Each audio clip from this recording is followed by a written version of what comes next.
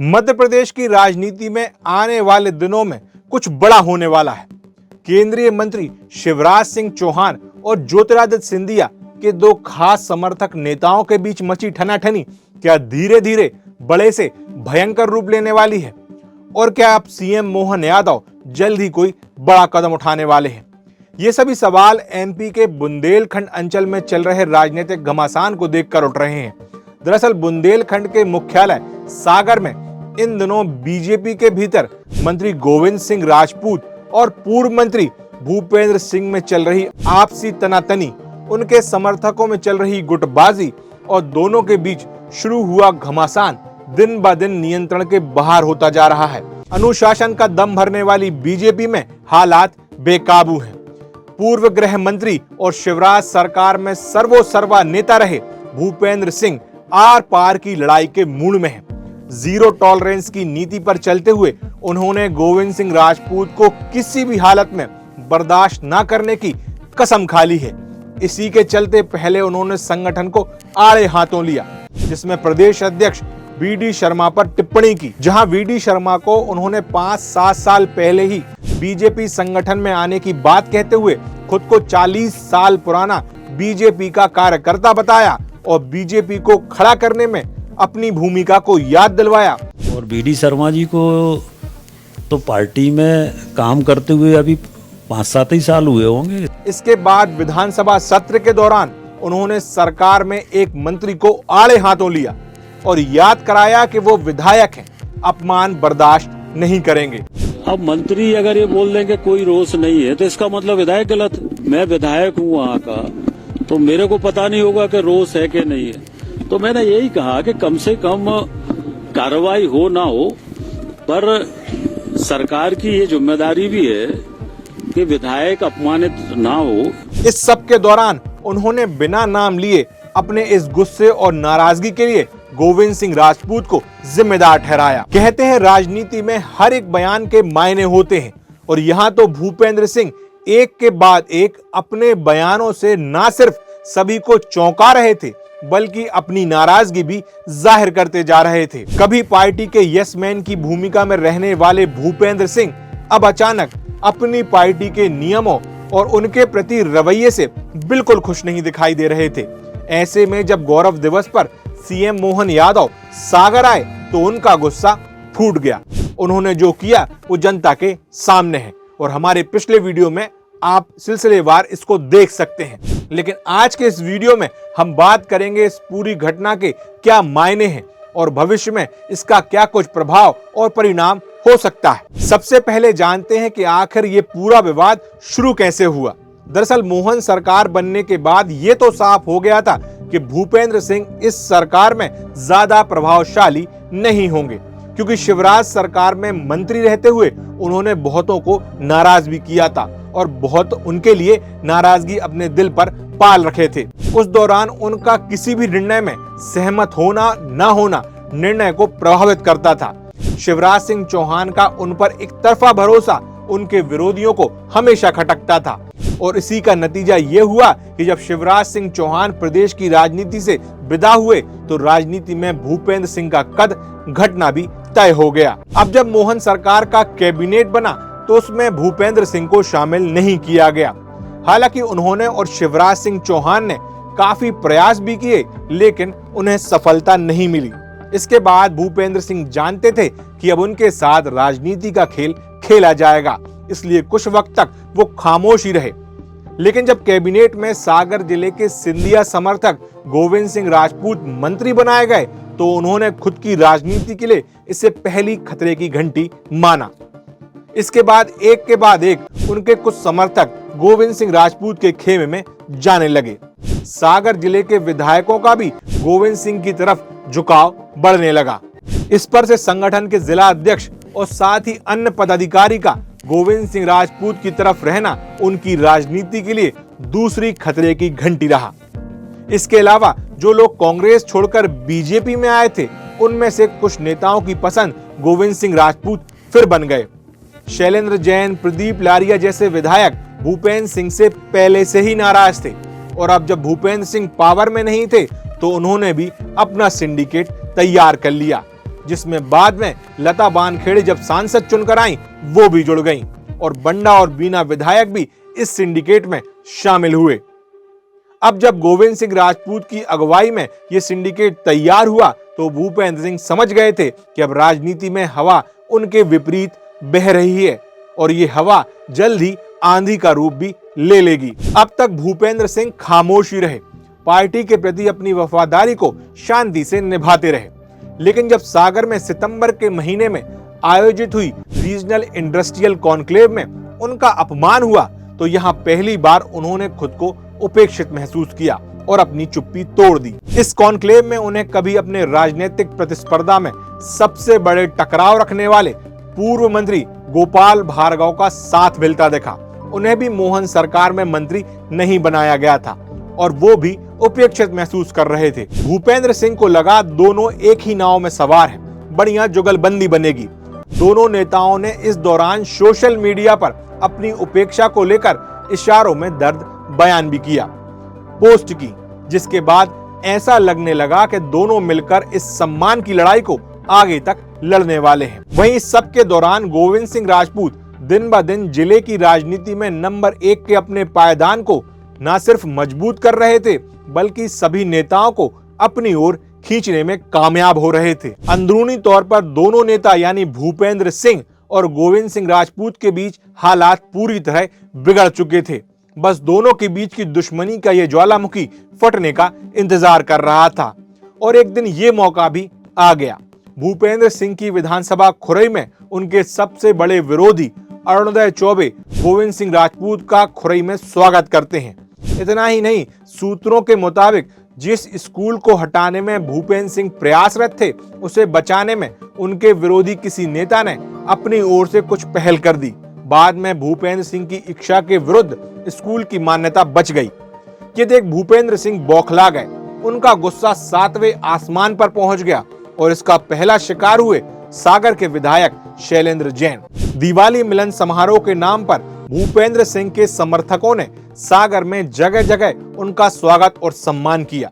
भूपेंद्र सिंह सागर में क्या कुछ उलटफेर कर सकते हैं, इसका एक नमूना उन्होंने विधायक शैलेंद्र जैन को दिखाया। इतना ही नहीं, उन्होंने अपने बेटे अभिराज के जन्मदिन पर एक भजन संध्या का भव्य आयोजन किया जिसमें गोपाल भार्गव को मुख्य अतिथि के तौर पर बुलाया। इसके जरिए उन्होंने ये संदेश देने की कोशिश की कि भूपेंद्र सिंह गोपाल भार्गव के साथ हैं। इस कार्यक्रम में उन्होंने गोपाल भार्गव को अपना बड़ा भाई कहते हुए उनका आशीर्वाद भी लिया। लेकिन इस भजन संध्या में देवरी विधायक ब्रज बिहारी पटेरिया को छोड़ दिया जाए तो एक भी विधायक नहीं पहुंचा। साथ ही बीजेपी के जिला अध्यक्ष भी नहीं पहुंचे, जिससे एक बार फिर भूपेंद्र सिंह की जिले में क्या स्थिति है ये साफ हो गई। अब जब भूपेंद्र सिंह समझ गए थे कि सत्ता के पावर के साथ कई लोग अपना पाला बदल चुके हैं, कई लोग बदलने की जुगाड़ में घूम रहे हैं, तो उन्होंने खुरई में सार्वजनिक कार्यक्रम में एक बड़ा बयान दे दिया। इस बयान को एक तरह से उनकी चेतावनी के रूप में देखा गया। 1 साल में मंत्री नहीं रहा, हालांकि मैं मंत्री से कम कभी नहीं रहा, पर मैं अगर 1 साल मंत्री नहीं रहा तो मुझे लोगों को परखने का अवसर तो मिल गया। नहीं तो मैं गलत फहमी नहीं रहता, पर इतना जरूर कहूंगा कि भूपेंद्र भैया कभी कोई चीज भूलते नहीं है। कोई गलत फहमी में मत रहना कि मैं कोई चीज भूल जाऊंगा। मैं कभी कोई चीज भूलता नहीं, बोलता कम हूं पर करता ज्यादा हूं। और इसलिए मैं जानबूझ के चाहता हूं कि कुछ लोग ऐसा करें कि जब मैं उनको ठीक करूं तो लोग ये ना कह पाए कि भूपेंद्र भैया गलत कर। इसके अलावा उन्होंने अपनी आईटी टीम को दुगनी रफ्तार से सक्रिय कर दिया, अपने विश्वसनीय समर्थकों को फिर से काम सौंप दिए। इसी क्रम में सबसे पहले उन्होंने क्षत्रिय समाज को एकजुट करने के लिए अपने भतीजे लखन सिंह को एक्टिव किया। लेकिन यहां भी गोविंद सिंह राजपूत के खेमे से इसका विरोध हुआ। लखन सिंह ने जहां यह दावा किया कि वो सर्वसहमति से अध्यक्ष बन गए हैं। वहीं गोविंद सिंह राजपूत के दोनों बड़े भाई गुलाब सिंह और हीरा सिंह की मौजूदगी में क्षत्रिय समाज का दूसरा गुट तैयार हुआ और लखन सिंह के इस निर्वाचन को चुनौती देते हुए उसे शून्य करार दे दिया। इसके बाद ये राजनीतिक लड़ाई अब सामाजिक तौर पर भी लड़ी जाने लगी। जहां कभी भूपेंद्र सिंह की मर्जी सबकी मर्जी हुआ करती थी, अब उनकी मर्जी के मायने बदलने लगे। इस सबसे आहत भूपेंद्र सिंह आर पार की लड़ाई का मन बना रहे थे। भोपाल पहुंचते ही उन्होंने इसका ट्रेलर भी दिखाया और एक के बाद एक हमला बोला और सीएम की सभा में सार्वजनिक तौर पर कार्यक्रम की किरकिरी करा दी। सागर आए सीएम मोहन यादव की मौजूदगी में भूपेंद्र सिंह द्वारा दिए गए भाषण के कई सारे मायने निकलकर सामने आ रहे हैं। जैसे उन्होंने अपने भाषण में विधायक शैलेंद्र जैन का 2-3 बार जिक्र किया, उनकी तारीफ की, साथ ही ऐसा बताने की कोशिश की कि शैलेंद्र जैन उनके बीच में किसी भी प्रकार का मनमुटाव नहीं है। और ये भी ईश्वर की कृपा थी, शैलेंद्र जी यहाँ पर बैठे, ये भी ईश्वर की कृपा थी कि मुझे नगरीय प्रशासन मंत्री के रूप में काम करने का अवसर मिला। कि मंत्री के रूप में अगर सबसे ज्यादा पैसा हमने कहीं पर दिया तो सागर के अंदर पैसा देने का काम नगरीय प्रशासन मंत्री के रूप में किया। एलिवेटेड कॉरिडोर है, ये सिर्फ हमारी और शैलेंद्र जी की सोच थी, जिसके कारण ये एलिवेटेड कॉरिडोर हमने बनाकर दिया। मैं मोहन यादव जी का धन्यवाद करना चाहता हूं, शैलेंद्र जी का धन्यवाद करना चाहता हूं कि उनके प्रयास से सागर में राज का विश्वविद्यालय बना, जो सबसे बड़ी जरूरत सागर की थी। इसके लिए मैं मोहन यादव जी का अभिनंदन करता हूं। स्वागत। अरे तालियों में कंजूसी कायो कर रहे, बजा दो ताली एक बार। विधायक शैलेंद्र जैन भूपेंद्र सिंह से नाराज चल रहे हैं। हालांकि उन्होंने ये नाराजगी कभी सार्वजनिक तौर पर जाहिर नहीं की, लेकिन भीतर खाने की खबर है जब से सुशील तिवारी की पत्नी संगीता तिवारी को उन्होंने टिकट दिलवाने में अहम भूमिका निभाई है और उसके बाद से सुशील तिवारी का उनके प्रति जो रवैया रहा है, उसके लिए वो भूपेंद्र सिंह को जिम्मेदार मानते हैं। खैर, शैलेंद्र जैन की तारीफ के साथ साथ उन्होंने कांग्रेस की कमलनाथ सरकार को घेरते हुए उस वक्त कांग्रेस सरकार में मंत्री रहे गोविंद सिंह राजपूत पर इशारों ही इशारों में एक तरह से निशाना साधने की जरूर कोशिश की है। इतना ही नहीं, उन्होंने जानबूझकर अपनी 50,000 वोटों से हुई जीत का भी जिक्र किया। इसके पीछे की वजह यह रही कि गोविंद सिंह राजपूत सागर जिले में सबसे कम वोटों से जीतने वाले नेता थे। ये बात कहीं ना कहीं गोविंद सिंह राजपूत को चुभती है और ये बात भूपेंद्र सिंह अच्छी तरह जानते हैं। और उन्होंने मुझे ऐसा जनता का आशीर्वाद दिलाया कि मैं 50,000 वोटों से खुरई विधानसभा से विधानसभा का चुनाव जीता, कि कमलनाथ दादा की सरकार आ गई। और उस कमलनाथ की सरकार में इस सागर तालाब के नाम पर कम से कम स्मार्ट सिटी मिशन के 100 से 150 करोड़ रुपए का भ्रष्टाचार इस अकेले सागर तालाब में उस समय कांग्रेस की सरकार ने किया। कि जो कुछ भी हुआ है ये 20 साल की भारतीय जनता पार्टी की सरकार में हुआ है। कांग्रेसियों ने 50 साल में कोई काम सागर के अंदर नहीं किया। इसके अलावा उन्होंने पूर्व सीएम और अपने नेता शिवराज सिंह चौहान की तारीफ की। उन्होंने सागर को स्मार्ट सिटी में शामिल किए जाने का श्रेय शिवराज सिंह चौहान को दिया। साथ ही कहा कि 50 सालों तक कांग्रेस की सरकार रही, लेकिन सागर में कोई काम नहीं हुआ। सागर में मेडिकल कॉलेज आया तो पूर्व मुख्यमंत्री शिवराज सिंह चौहान के कार्यकाल में। इस सागर में 50 साल तक कांग्रेस की सरकार रही, 50 साल तक। पर 50 साल में कांग्रेस की सरकार में इस सागर में कोई काम नहीं हुआ। भाइयों बहनों, कोई काम नहीं हुआ। तो हमारे यशस्वी नेता मुख्यमंत्री उस समय के माननीय शिवराज सिंह चौहान ने 550 करोड़ का मेडिकल कॉलेज हमारे सागर के अंदर बनाकर देने का काम किया। और जब स्मार्ट सिटी मिशन की शुरुआत हुई तो 2016 में हमारे उस समय के तत्कालीन मुख्यमंत्री माननीय शिवराज सिंह चौहान ने मध्य प्रदेश में 7 स्मार्ट सिटी का चयन किया, उसमें सागर का भी चयन किया 2016 में। भूपेंद्र सिंह ने अपने भाषण में उनकी फोटो गायब किए जाने पर भी विरोधियों को आड़े हाथ लिया, जिसकी काफी चर्चाएं भी रहीं। भूपेंद्र सिंह अपने इस चर्चित भाषण के दौरान नाराज, आहत, भावुक और गुस्से में नजर आए। एक साथ इतने भाव कभी शायद ही भूपेंद्र सिंह में देखने मिले हों। इस पूरे भाषण के दौरान उन्होंने एक बार भी गोविंद सिंह राजपूत का नाम नहीं लिया। वहीं दूसरी तरफ गोविंद सिंह राजपूत भी इस भाषण को नजरअंदाज करते दिखाई दिए।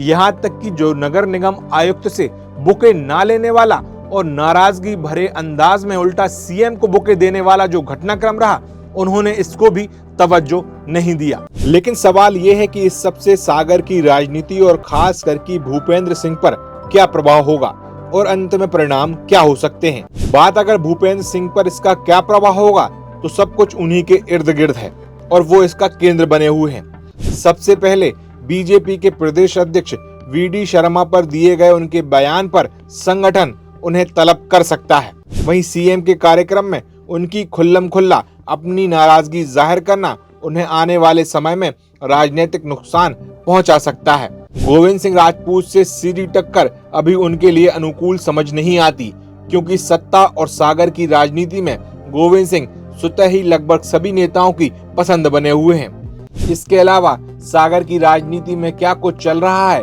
इसके लिए उन्हें ठहराव के साथ वेट एंड वॉच की स्थिति में रहना चाहिए और जब परिणाम उनके पक्ष में होने लगे, समय उनके अनुकूल हो जाए तो कोई कदम उठाना चाहिए।